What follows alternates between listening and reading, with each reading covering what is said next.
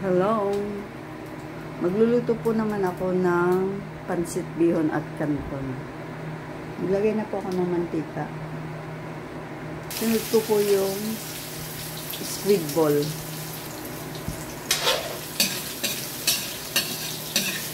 Prito ko lang saglit ng squid ball.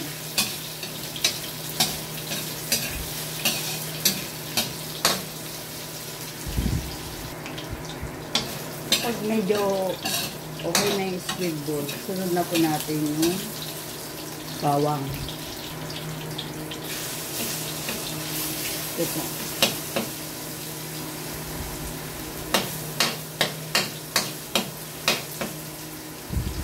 Sunod na rin po natin yung sibuyas.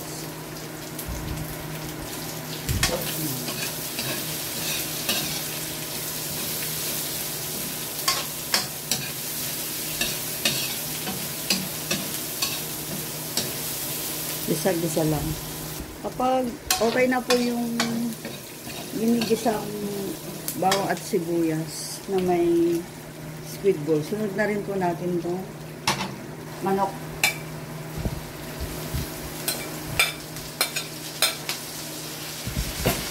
Manok po yung sahog ko ng pansit. Tapos lagyan po natin ng toyo. Tapos halo-halo.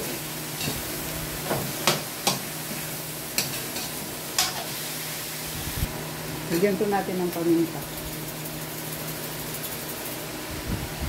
Tapos baking. Tapos halo-haloin natin.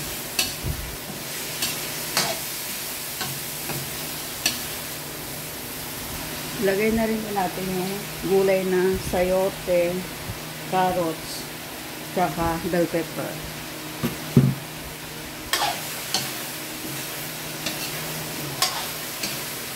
Ito po yung gulay niya. Tapos, lagyan po natin ng konting sabaw. Yung sabaw ng manok na pinaglagaan. Ayan po. Mabilis lang po maluto yung pansit. 20 minutes lang luto na po.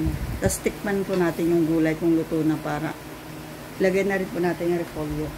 Kapag luto na po yung carrots, sayote at saka yung na ibang rekado, sunod na po natin yung repolyo.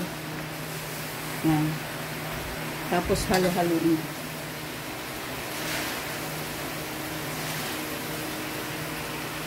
Ayan, luto na po itong gulay.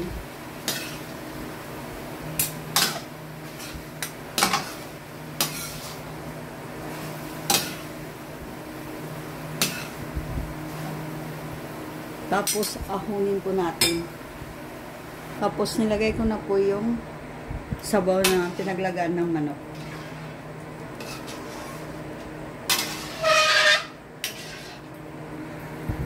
Lagyan po natin ng 2 nor. Tapos, toyo. Tansya-tansya na lang po. Tapos, baking. Tapos, paminta ulit.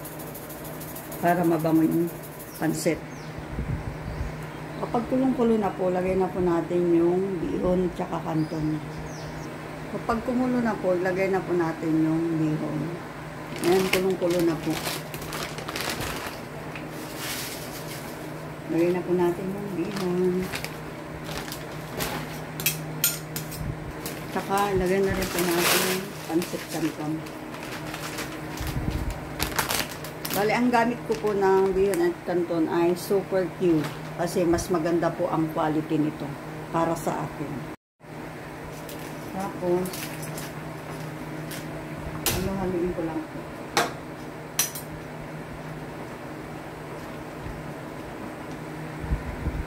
Tapos, ito na po yung pansit, bihon at canton.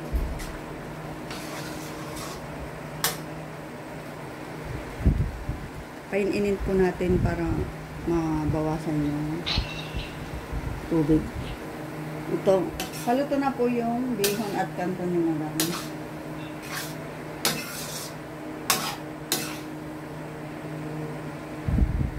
Ayan, tinapings ko na po yung mga rekado at gulay sa pansit bihon kasi luto na po siya. Ayan na po. Kain na po tayo. Pansit bihon at canton ni Madam Ilocana. Thank you for watching. Bye-bye.